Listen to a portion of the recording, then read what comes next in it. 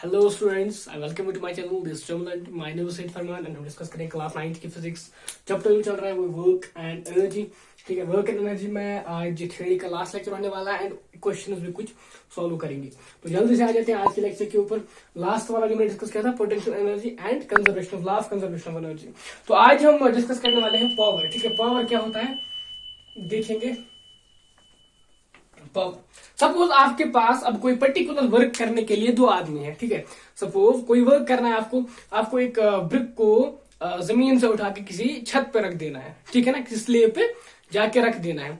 तो आपके पास दो आदमी है। अब एक है जो पतला है, इसमें कम एनर्जी है, जो इस वर्क को स्लोली करेगा। ठीक है, जो इस काम को स्लोली करेगा, बहुत टाइम देगा। ठीक है, कोई दूसरा एनर्जेटिक पर्सन है जो उसको बहुत ही कम टाइम में करेगा, लेकिन वर्क सेम है। अब ये डिपेंड करेगा कि कौन कितने टाइम में करता है। ठीक है, उसी को हम पावर के नाम से जानते हैं, मतलब रेट ऑफ डूइंग वर्क। आप वर्क को किस रेट से करते हो, कितने कम टाइम में आप ज्यादा वर्क करते हो तो आपका पावर ज्यादा है। ठीक है, अगर आप सेम वर्क को ज्यादा टाइम देते हो तो आपका पावर कम है। एक सिंपल सी चीज है। जैसे ही हम आ गए थे वर्क पे, एनर्जी पे आ गए थे, तो उसके बाद हमें ये देखना था कि अब डिपेंड करता है, कोई आदमी जल्दी कर लेता है, कोई टाइम दे के करता है, कोई स्लोली करता है, किसी के पास कम एनर्जी, किसी के पास ज्यादा एनर्जी है। ठीक है, काम को करने के लिए जनरल वे में जो हम बात करते हैं। तो लेकिन कोई अगर सेम काम करते हो दोनों, तो हम कैसे एक्सप्लेन कर सकते हैं कि इसको कोई टर्म होनी चाहिए थी जिससे हम इसको एक पर्टिकुलर नाम दे सके। तो उसी के लिए एक पावर की टर्म यूज की गई थी। पावर को हम जनरली लिखते हैं रेट ऑफ डूइंग वर्क। क्या लिखते हैं? Rate of doing work. Power को हम लिखते हैं वर्क अपॉन टाइम। मतलब आपने पर्टिकुलर अमाउंट ऑफ वर्क को करने में कितना टाइम स्पेंड किया, कितने टाइम में आपने पर्टिकुलर अमाउंट ऑफ वर्क को किया। ठीक है, यूजुअली पावर की बेसिस पे हम आपने बहुत सारे डिबेट देखे होंगे। ठीक है, कि इसका पावर ज्यादा है, इसका कम है, एटसेट्रा। जनरल पावर को इस तरीके से हम डिफाइन करते हैं, rate of doing work. Suppose आपकी टेक्स्ट के अकॉर्डिंग, अगर हम आपकी टेक्स्ट के अकॉर्डिंग देखिए कि आपकी टेक्स्ट ने क्या दिया है, तो लिखा है कि power measure the speed of work done. ठीक है, दैट इज हाउ फास्ट और slow work is done. Simple है, पावर से हम ये मेजर करते हैं कि वर्क को कितना फास्ट किया जा रहा है या कितना स्लोली किया जा रहा है, या वर्क डन कितनी जल्दी हो रहा है, कितने टाइम में हो रहा है। ठीक है, सिंपल टॉपिक है। ये रहा इसका यूनिट। यूनिट मतलब सॉरी, ये रहा इसकी फॉर्मूला। यूनिट क्या आएगा वर्क का? क्या है? न्यूटन मीटर पर सेकेंड। ये तो है ना, वर्क का क्या है? Work equal force into distance, newton metre. तो टाइम आएगा आपका पर सेकेंड। तो इसको हम लिखते हैं क्योंकि देखो क्या होता है, पावर को जो हम यूनिट लिखते हैं वो लिखते हैं वॉट। क्या लिखते हैं? मैं बताऊंगा क्यों वॉट क्यों लिखते हैं। क्योंकि हमने देखा था जो ये हम किसी चीज पे कोई एनर्जी, कोई वर्क डन करते हैं तो वो उसमें कन्वर्ट होती है, उसमें स्टोर होती है as a form of energy. Suppose आपने किसी ब्रिक पे वर्क करके उसको ऊपर ले लिया, तो उसमें वो एज अ स्टोर होगी, वो work as a potential energy. ठीक है, तो वही ये वर्क जो है वही वर्क है जो हम कर रहे हैं। ठीक है, जो एज एनर्जी रह रही है। तो एनर्जी को पर्टिकुलर टाइम के लिए हम कहते हैं जूल। ठीक है, जूल पर टाइम। इसको हम इस तरीके से भी लिख सकते हैं, जूल पर टाइम, या इसको हम लिखते हैं फिर जूल पर सेकेंड। सिंपली मतलब जूल पर सेकेंड, ये इसका सिंपल सा यूनिट है। इसको हम बोलते हैं वॉट। क्या बोलते हैं? वॉट। ठीक है, आप इसको यूनिट ऐसे लिख सकते हो। ठीक है, न्यूटन मीटर पर सेकेंड एक वे है यूनिट लिखने का।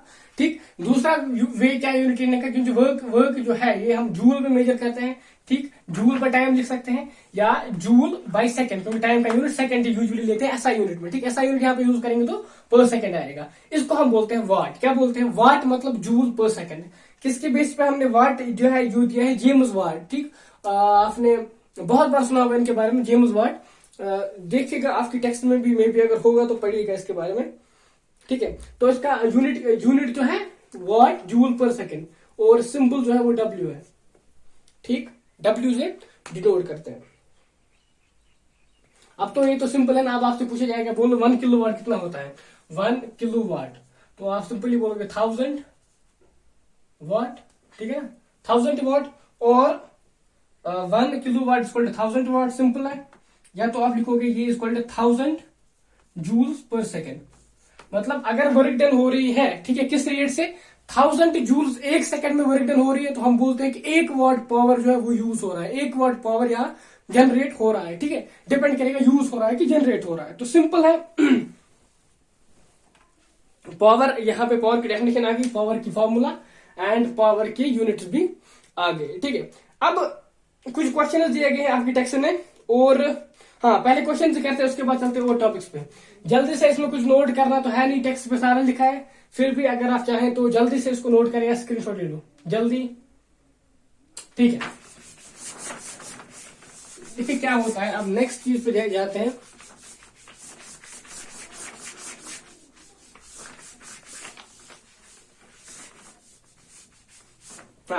क्वेश्चन क्या दिया है, अ गर्ल, मैं आपको क्वेश्चन डायरेक्टली बता देता हूं क्या है, ठीक है। 2 गर्ल्स है ए एंड बी, ठीक है, ए गर्ल है एंड बी गर्ल है। दोनों में क्या है, दोनों में 400 न्यूटन वेट है, वेट इसका है 400 न्यूटन, ठीक है। इसका भी क्या है 400, सिंपल है।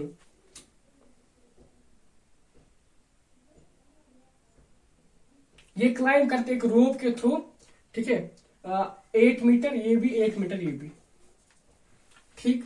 इसको टाइम लगता है 20 सेकेंड्स, ठीक, तो लगता है 50 सेकेंड्स। क्वेश्चन क्या पूछा है, what is the power expanded by each girl, power कितना इसने यूज किया, इतना किसने यूज किया। सिंपल है ना, पावर क्या है, वर्क किसके बराबर आएगी आपको, ये रहा आपका वेट, ये रही distance, into 8 divide by power किसके बराबर आएगा, डिवाइड बाय टाइम कर लो, सेम यहाँ पे कर लो, आंसर आ जाएगा। कोई है नहीं उतना कि मैं यही आके सब सॉल्व करूं, कुछ नहीं, कैलकुलेशन फॉर्मूला में ऐसे वैल्यू डाल के इनटू मल्टीप्लाई करना है या डिवाइड करना है, सिंपल सी चीज है, इसमें क्या इतना टाइम वेस्ट करेंगे, ठीक है। ये आपको खुद ही आना चाहिए, अगर नहीं आ रहा है तो आप लैग कर कहीं पे आपको पीछे जाके वापस से लेक्चर देखने पड़ेंगे। जल्दी से अगर ये हो गया तो नेक्स्ट क्वेश्चन पे आते हैं, जल्दी जल्दी जल्दी फास्ट, 1 2 3। तो आते हैं नेक्स्ट क्वेश्चन पे, ठीक है। सिंपल क्वेश्चन नेक्स्ट वाला भी है। A boy of mass 50 kg runs up a staircase of 45 steps in 9 seconds. If the height of each step is 15 centimeter, find the power. अबे यार सिंपल है, इसको भी थोड़ा सा मैं हिंट देता हूँ आपके लिए, ठीक है। 50 kg मास है, 50 kg मतलब वेट किसके बराबर है, इंटू 10 कर लो, 10 मीटर पर सेकंड स्क्वायर, आपको आएगा 500 न्यूटन, ठीक है। मास दिया है 50, मतलब वेट हमें निकालना है, ठीक है। तो 45 स्टेप्स उसने रन किए 9 सेकंड्स में, 45 स्टेप्स, 45 इंटू कर लो 9, ठीक है। 45 स्टेप्स इंटू 9, ये आपको आएगा सेंटीमीटर में, ये आपको आ गया 45/9 डिवाइड कर लो अपना 100, आपको आएगा h इंटू मीटर्स, ठीक है। कितना आएगा 6.67, ठीक है, 6.75, सॉरी 6.75। तो आगे हाइट, ये आ गया वेट, ठीक है। टाइम कितना है 9 सेकेंड। तो अब क्या करना है, पावर नहीं निकाल सकते आप लोग, सिंपल है यार। अब 500 इंटू 6.75 कर लो, डिवाइड बाय 9 कर लो, आपका आ जाएगा पावर। इसमें क्या ही करना है, छोड़ो इसको भी। आपको ब्लू कलर से क्वेश्चन दिया है, lab consumes 1000 joule of electric energy in 10 seconds, what is the power. 1000 joule energy हो रही है यार, 1000 जूल कंज्यूम हो रही है, लेकिन 10 सेकेंड में, ठीक है। अगर 1 सेकेंड में होती तो पावर कितना होता, 1000 joule, 1000 joule in 1 second, we call that, ठीक है। मैंने आपको बोला था किलोवाट का क्या बोला था मैंने, 1 किलोवाट, 1000 जूल पर सेकेंड, याद है। तो अगर यहाँ पे 1000 जूल पर सेकंड होता तो ये हम सिंपली कहते हैं 1 किलोवाट है, लेकिन इसने बोला है 1000 जूल पर 10 सेकंड है, मतलब 100 वाट है, 100 जूल पर सेकंड हो रहे हैं, ठीक है। ये समझना है, बाकी सिंपल है सारा, समझ में आ गया। क्वेश्चन क्या था, क्वेश्चन ये था कि एक बल्ब जो है 1000 जूल एनर्जी यूज करता है वो 10 सेकंड में, मुझे बोलो क्या पावर यूज करता है वो। तो सिंपल है, अगर वो 10,000 जूल 1 सेकंड में करता तो हम बोलते 1 किलोवाट यूज हो रही है, ठीक है। 1 किलोवाट पावर यूज है, वहां पे 1 किलोवाट पावर है, लेकिन अब ये 10 सेकंड में कर रहा है तो डिवाइड बाय 10 से करेंगे तो हमें आएगा 100 जूल पर सेकंड, मतलब 100 वाट, ठीक है। तो ये रहा पावर कंजप्शन। चलते हैं दूसरा एक पॉइंट है हमारे लिए, उसको हम बोलते हैं कमर्शियल यूनिट ऑफ एनर्जी, ठीक है। अब पावर तो आपने देख लिया, रब करता हूं उसको जल्दी से अगर स्क्रीनशॉट लेना है, ठीक है। अब पावर तो आपने देख लिया, एक और एनर्जी का यूनिट है जो पावर से मैच होता है, ठीक है। आपको अगर कभी क्वेश्चन में पूछा जाए कि, ठीक है, किलोवाट आर, मैं आपको दिखाता हूं क्या है किलोवाट आर, ठीक है। एक यूनिट है, आपने वाट देख लिया, ठीक है, आप बोलोगे पावर, ठीक है, लेकिन ये गलत है। ये जो यूनिट है ये आपको याद रखना है, किसका यूनिट है, एनर्जी का, पावर का यूनिट नहीं है। क्योंकि इसमें वॉट लिखा है तो ये नहीं समझना है कि ये पावर का यूनिट है, ये यूनिट है किसका, एनर्जी का। अब क्या यूनिट है, इसके क्या मायने वो देखेंगे। देखो क्या होता है, 1 किलोवाट आवर, पहले हम जाते हैं किस पे, 1 किलोवाट पे। सपोज आपके घर में एक अप्लायंस है, ठीक है, कोई चीज है आपके घर में, कोई इलेक्ट्रिक अप्लायंस है जो इलेक्ट्रिसिटी पे चलती है। उसमें क्या चीज है, उसमें आपका जो वो अप्लायंस है, उसमें जो एलिमेंट है, ठीक है, जो इलेक्ट्रिक एलिमेंट है, वो किलोवाट जो है ना, 1 किलोवाट का है, मतलब उसकी कंजप्शन 1 किलोवाट है। समझाता हूं आपको अच्छे से, मतलब वो काम क्या करता है, वो 1000 जूल्स पर सेकेंड के रेट से एनर्जी यूज कर रहा है। मतलब उसका पावर जो है वो 1000 जूल पर सेकेंड है। उसका मतलब क्या है, मतलब ये कि वो 1 सेकंड में 1000 जूल एनर्जी यूज कर रहा है, ठीक है। अब अगर आपने यही अप्लायंस 1 आवर तक लगा दिया, कितने तक, 1 आवर तक लगा दिया, 1 आवर तक ये चलता रहा, आप समझो आपका रूम हीटर है, ठीक है, रूम हीटर में क्या है, उसका पावर जो है, पावर कंजप्शन वो है 1000 वाट, मतलब 1000 जूल पर सेकेंड, ठीक। अब आपने उसको 1 आवर तक लगाया, आपसे पूछा गया कि आप बोलो उसने कितनी एनर्जी यूज की, ठीक है। तो यहां पे आता है एक यूनिट जिसको हम बोलते हैं 1 किलोवाट आवर, ठीक है, 1 किलोवाट, सॉरी, जहां पे यूनिट आता है किलोवाट आवर, और यहां पे चूंकि 1 किलोवाट है तो 1 किलोवाट आवर। तो कितनी एनर्जी यूज की होगी, 1000 जूल्स, कितने में करता है, 1 सेकंड में, इंटू 1 घंटे में कितने सेकंड होते हैं, 3600, ठीक है, इतने सेकंड होते हैं। तो 3 और 2 कितने हो गए, 5, पॉइंट यहां पे लाएंगे तो 6, 3.6 into 10 to the power 6 joules energy use हुई है, ठीक है। तो 1 किलोवाट आवर जो होता है वो होता है कि एक अप्लायंस जो 1 किलोवाट पावर कंजप्शन है जिसकी, ठीक है, वो अगर आपने 1 घंटे तक कंटिन्यूअसली यूज की, उसने कितनी एनर्जी कंज्यूम की, उसको हम बोलते हैं 1 किलोवाट आवर, ठीक है। किलोवाट आवर जो है ये एनर्जी का यूनिट है, ये आपको याद रखना है। 1 किलोवाट आवर की क्या वैल्यू है, 3.6 into 10 to the power 6 joule, ठीक है। तो इतनी एनर्जी होती है यूज अगर आप एक किलोवाट अप्लायंस लगाते हो अपने घर में 1 घंटे के लिए, ठीक। इसी यूनिट से यही यूनिट यूज किया जाता है पावर डिपार्टमेंट्स में आपको एनर्जी सप्लाई करने के लिए, ठीक है। ठीक,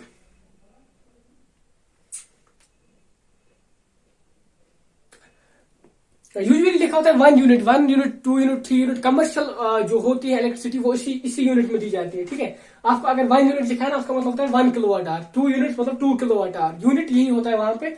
उसी हिसाब से, इसी के हिसाब से आपको यूनिट के हिसाब से पैसे देने होते हैं। 1 किलोवाट आवर को सपोज 4 रुपीज या 5 रुपीज, उसी के हिसाब से फिर कैलकुलेट किया जाता है एक मंथ में कितना यूज किया, तो हम बिल पे करते हैं। तो यहाँ पे आपको याद रखना है कि 1 किलोवाट आवर एनर्जी का यूनिट है, पावर का यूनिट नहीं है। इसके मायने क्या है, 1 किलोवाट अप्लायंस अगर हमने 1 घंटे के लिए लगाया, उसने कितनी एनर्जी यूज की, 3.6 जूल वो एनर्जी की वैल्यू है, ठीक है। ये आपको यूनिट भी याद रखनी है और इसकी वैल्यू भी याद तो होनी चाहिए, ठीक। इस पे भी एक क्वेश्चन दिया गया है, सॉल्व करते हैं।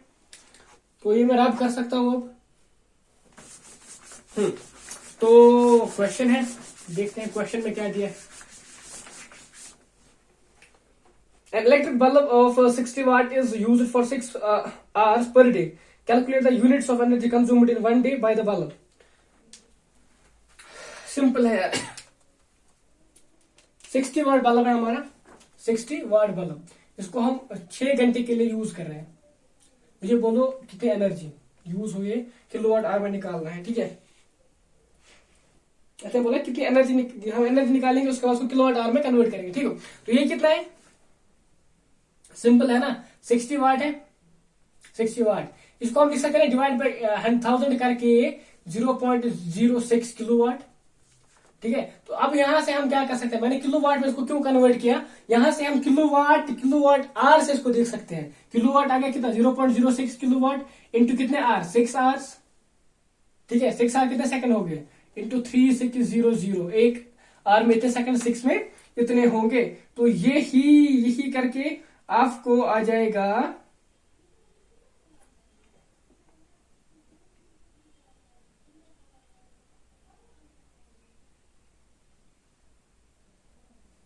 सॉरी देखो यहाँ पे क्या है, मैं इसको ज्यादा कि ये जो है ना, ये तो हमें पहले ही पता है, ठीक। ये तो हमने लगाया है किसमें, यूनिट्स में, किलोवाट आवर में हमने पहले ही ये ऐड किया है। यहाँ पे हम निकालेंगे सीधे ये करके, तो क्या आएगा 0.36 किलोवाट आवर, 0.36 किलोवाट आवर आ जाएगा, ठीक है। ये 0.36 किलोवाट आवर या 0.36 यूनिट्स के नाम से हम इसको लिख सकते हैं, किलोवाट आवर और यूनिट्स। देखो यहाँ पे क्या था, फिर से समझाता हूं मैं। देखो हमारे पास क्या था, 60 वाट था 6 आवर के लिए, ठीक है। अगर हमारे पास 1 किलोवाट होता है 1 आवर के लिए, हम बोलते हैं 1 किलोवाट आवर, हमें पता है, ठीक। अब हमने इसको किलोवाट में कन्वर्ट किया, इसको आवर में रखने दिया, ठीक है। तो ये किलोवाट में आ गया 0.06, आवर आ गया 6, तो यहाँ पे हमें आएगा 0.036 किलोवाट आवर, ठीक। तो ये रही यहाँ पे इसकी एनर्जी। तो आते हैं एक्सरसाइज पे। सिंपल सा एक्सरसाइज भी दी गई है, ज्यादा कॉम्प्लिकेटेड टफ क्वेश्चन नहीं है, ठीक है। ट्राई करेंगे कि 2-4 क्वेश्चंस आज हो जाए। Look at the activities listed below. आपको कुछ एक्टिविटीज नीचे दी गई, आपको बोलना में वर्क डन होता है कि नहीं। वर्क डन कौन सी वाली फॉर्मूला, जो साइंटिफिक फॉर्मूला है वर्क डन की, जो हमने पढ़ी है वर्क डन की फॉर्मूला, वो नहीं जो हम यूजुअली समझते हैं कि वर्क इज, हमने काम किया वर्क एक्स्ट्रा, वो नहीं, ठीक है। जो साइंटिफिकली फॉर्मूला है उसके अकॉर्डिंग आपको देखना है कि क्या वर्क हुई है कि नहीं हुई है। पहला है Suma is swimming in a pond. Suma है वो स्विम कर रही है पॉन्ड में, क्या इसने वर्क डन किया है कि नहीं। सिंपल सी चीज है, ये फोर्स लगा रही है आगे जाने के लिए, ठीक। तो फोर्स की डायरेक्शन फॉरवर्ड डायरेक्शन में है, ठीक है। और जो डिस्प्लेसमेंट हो रही है वो की भी कहां हो रही है, फॉरवर्ड डायरेक्शन में। मतलब यहाँ पे वर्क डन होगा, क्योंकि फोर्स के डायरेक्शन में ही वर्क डन, फोर्स के डायरेक्शन में ही डिस्प्लेसमेंट हो रही है, तो यहाँ पे वर्क डन होगा अकॉर्डिंग टू हमारी डेफिनेशन जो है वर्क डन की, ठीक है। Donkey is carrying load on his back. अब डंकी एक है, उसके ऊपर हमने लोड रखा है, क्या वो वर्क डन कर रहा है कि नहीं। आप देखो कि वहां पे क्या है, वो कहां चल रहा है, डंकी एक है, ठीक है। डंकी एक को ऐसे मानते हैं हम, ऐसे मान लेते हैं डंकी को, ठीक है, ठीक है। तो इस पे लोड रखा है ऐसे, ठीक। तो अब ये जा रहा है यहाँ इस डायरेक्शन में, लोड का जो वेट है वो इस डायरेक्शन में है, यहाँ पे एंगल आ रहा है 90, ठीक है। तो cos 90 होता है 0, ठीक। मतलब वर्क डन इज इक्वल 0, ठीक है। मैंने समझाया था आपको, अगर आपको अभी याद नहीं है या नए हैं तो आपको पहला लेक्चर देखना पड़ेगा, तो तभी आपको ये समझ में आ जाएगा। फिर से समझाने का कोई फायदा नहीं है, क्योंकि हम ज्यादा टाइम वेस्ट करेंगे जो हमने पहले ही इसमें अपने टाइम स्पेंड किया है, ठीक है। अब क्या है third part, wind mill is lifting water from well. Wind mill जो है वाटर लिफ्ट कर रही है वेल से, उसमें वर्क डन हो रहा है कि नहीं, ठीक है। सिंपल है, वेट नीचे है, डिस्प्लेसमेंट ऊपर है, ठीक है। वो लेकिन जो विंड मिल फोर्स अप्लाई कर रही है वो ऊपर है, वर्क डन होगा, डेफिनेटली होगा, क्यों नहीं होगा। Green plant is carrying photosynthesis. अब कोई ग्रीन प्लांट है फोटोसिंथेसिस कर रहा है, क्या वर्क डन होगी। तो वर्क डन की डेफिनेशन से अगर जाएंगे तो फोर्स एंड डिस्प्लेसमेंट का वहां पे कोई भी कंसेप्ट नहीं है, तो उस हिसाब से वहां पे वर्क डन नहीं होगी, ठीक है। सिंपल है, छोड़ देते हैं इसको भी।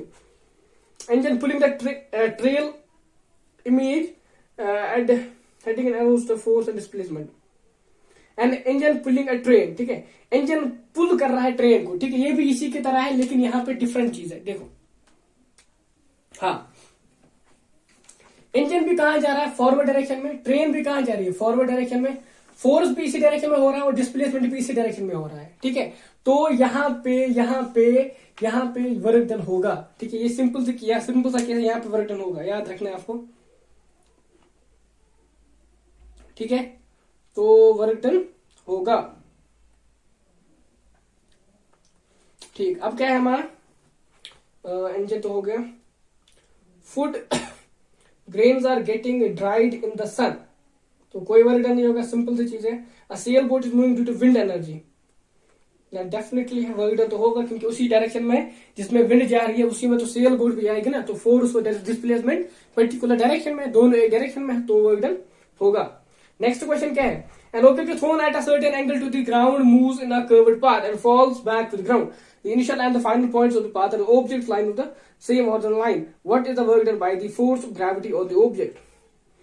ठीक है। देखो मैं आपको दिखाता हूं कंडीशन क्या दी गई है। सिंपल है, ज्यादा कॉम्प्लिकेटेड इसको नहीं समझना है। सिंपल वे से लेंगे तो क्वेश्चंस भी इजीली सॉल्व हो जाएंगे। देखो मैं आपको एक चीज बताता हूँ, यहाँ पे मैंने ऑब्जेक्ट को थ्रो किया ऐसे, ठीक है, यहाँ पे वो गिरा, ये रहा हॉरिजॉन्टल प्लेन जिसपे ये दोनों बैठे हैं। मैं आपसे पूछूंगा जब यहाँ पे था, मुझे बोलो इस पे फोर्स कहाँ लग रहा था और ये कहाँ जा रहा था, ठीक है। सिंपल से आप बोलोगे फोर्स यहाँ लग रहा था, ठीक है, लेकिन जहाँ दो यहाँ पे कंपोनेंट निकलते हैं तो यहाँ जा रहा था, ठीक है। सिंपल है, मैं बताऊंगा आपको कुछ चीजें। डिस्प्लेसमेंट कौन सा है, इनिशियल पोजीशन ये है, फाइनल पोजीशन ये है, डिस्प्लेसमेंट ये है। फोर्स कहाँ है, फोर्स ये है mg, एंगल कितना है। और कुछ समझाना है कि आपको आंसर समझ में आ गया। सिंपल है, यहां पर वर्क नहीं होगा, क्योंकि फोर्स जो है वो डिस्प्लेसमेंट के 90 एंगल पे है। जब मैंने आपको वर्डन पढ़ा तब मैंने आपको कुछ चीजें समझाई थी कि आपकी मे भी आपकी टेक्स्ट ने ऐसे केस न दिए हों जिनमें एंगल का मसला हो, ठीक है, क्योंकि हमारे टेक्स्ट ने सिंपल से लिखा है work done is equal to F into S. Actually होता है एफ डॉट एस, क्या होता है, जिसकी मानी होती है F S cos of theta. Cos theta होता है बिटवीन डिस्प्लेसमेंट एंड फोर्स, ठीक, एंगल होता है। यहाँ पे एंगल कितना है, यहाँ पे एंगल 90 है, कॉस 90 होता है 0, ठीक है। इसलिए जब ये 0 हो गया, ये सारा 0 हो जाता है तो वर्क डन नहीं आएगा यहाँ पे। लेकिन आपकी टेक्स्ट में सिंपल दिया है एफ इंटू एस, उस हिसाब से अगर जाएंगे तो आप समझोगे कि वर्क तो होना चाहिए। लेकिन यहाँ पे हम एंगल के हिसाब से जाएंगे कि एंगल 90 हो रहा है तो यहाँ पे वर्क डन आपको 0 आ जाएगा, क्योंकि डिस्प्लेसमेंट की डायरेक्शन ये है, इनिशियल टू फाइनल, ये है डिस्प्लेसमेंट की डायरेक्शन, ये है फोर्स की डायरेक्शन, ठीक है। तो नो वर्क डन, ठीक है। सिंपल है, ज्यादा कॉम्प्लिकेटेड मसला नहीं लेना, इसको आराम से समझो, आपको समझ में आ जाएगा। अब battery lights a bulb, describe the energy charge involve in the process.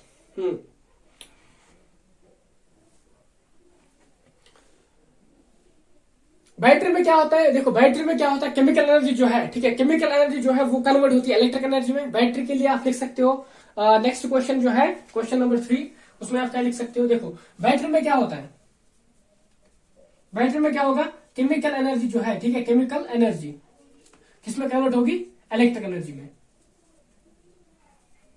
ठीक है। सिंपल है। उसके बाद जब बल्ब आ जाएगा, बल्ब में क्या होगा, इलेक्ट्रिक एनर्जी होगी, हीट एंड लाइट।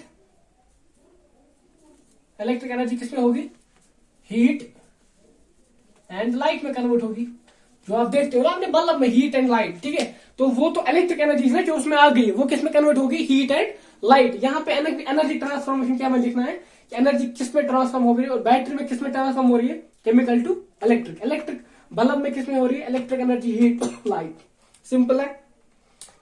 तो सिंपल क्वेश्चन से ज्यादा इसमें कुछ है नहीं। जल्द से अगर आप चाहें तो इसको स्क्रीनशॉट ले सकते हैं या वीडियो को पॉज कर सकते हैं। जल्दी से एक नेक्स्ट क्वेश्चन करते हैं, फिर लास्ट फिर देखेंगे कल बाकी क्वेश्चंस। क्वेश्चन नंबर 4 थोड़ा अच्छा क्वेश्चन है, ट्राई करेंगे कि अच्छे से समझ आए इसको। क्वेश्चन क्या है, a certain force acting on a 20 kg mass changes velocity from 5 to 2 metre पर second, calculate the work done by the force. तो क्या करना है हमें, सिंपल सा क्वेश्चन है यार, वर्क डन निकालनी, चेंज इन काइनेटिक एनर्जी, मतलब चेंज इन काइनेटिक एनर्जी दी है, ठीक है। हमें बोला है इनिशियल काइनेटिक एनर्जी किसके बराबर है, फाइनल काइनेटिक एनर्जी किसके बराबर है, काइनेटिक एनर्जी। इनिशियल क्या होगी, 1/2m u², 1/2m, पहले क्या थी 5 थी, ठीक है, तो 5², m कितना है, mm में दिया है 20 kg दिया है, m 20 kg है, इनिशियल वेलोसिटी 5² है, ठीक है, 5 है, ठीक है, तो मतलब 5² आएगा यहाँ पे, 2 यहाँ पे 10 आएगा, तो 250, ठीक है, 250 जूल है इनिशियल काइनेटिक एनर्जी। फाइनल पे चलते हैं, 1/2m v², 1/2 20 इंटू v किसके बराबर है, 2², 4 आ जाएगा, वो 2 यहाँ पे 2 कट जाएगा, ये आएगा 40 जूल, ठीक है। मैं फास्ट इसलिए जा रहा हूं क्योंकि ये क्वेश्चंस मुझे नहीं लगता कि आपको ये क्वेश्चन करवाने चाहिए, क्योंकि ये इजी क्वेश्चंस है, आपको ये तो एटलीस्ट खुद आना चाहिए, ठीक है। मैं थोड़ी हिंट दे रहा हूँ, इसमें थोड़ा सा फास्ट जा रहा हूँ, ठीक। तो वर्क डन देखेंगे किसके बराबर होता है, चेंज इन काइनेटिक एनर्जी, ठीक है, चेंज इन काइनेटिक एनर्जी। तो फाइनल में आंसर करेंगे, फाइनल में आंसर करेंगे तो क्या आएगा 40 माइनस 250 इसके बराबर आएगा माइनस 210। तो वर्क डन कितना है माइनस 210 जूल। वर्क डन हमने 210 जूल किया है, लेकिन अपोजिट डायरेक्शन में। ये जिस डायरेक्शन में जा रही थी, ये ऑब्जेक्ट जिस डायरेक्शन में जा रहा था, ऑब्जेक्ट जा रहा था इस डायरेक्शन में, ठीक है। तो हमने इसको अपोज किया है किसी फोर्स से, हमने इसमें वर्क डन किया है अपोजिट डायरेक्शन में, दैट इज वाई माइनस 210, ठीक है। तो हमने 4 क्वेश्चन सॉल्व किए। मैं होप करता हूं कि आ गए होंगे समझ में। अगर नहीं आए हैं तो आपने कहीं पे लैग किया, आपने कोई लेक्चर छोड़ दिया है, या आपने कोई पॉइंट अच्छे से अंडरस्टैंड नहीं किया है, कोई कंसेप्ट छोड़ दिया है, ठीक है। तो क्या करना है, वापस जाके फिर से देख लेना है उन टॉपिक्स को। बाकी सब सिंपल है, आपको ये क्वेश्चन खुद आने चाहिए, ये जरूरी है, क्योंकि जब तक खुद क्वेश्चन नहीं आएंगे मतलब चैप्टर में कहीं ना कहीं पे कुछ चीजें रह गई है जो समझ में नहीं आ गई है। तो क्या करना है, आपको वीडियो को अभी के लिए शेयर करना है अपने फ्रेंड्स के साथ, एंड अगर नए हैं तो चैनल को सब्सक्राइब करके जाना है। बाकी वही है कि लाइक का बटन तो प्रेस करना ही करना है, ठीक। एंड हमारे साथ जुड़ सकते हैं आप इंस्टाग्राम, टेलीग्राम एक्सेट्रा देख रहे होंगे आप। बाकी thanks for watching, thanks a lot.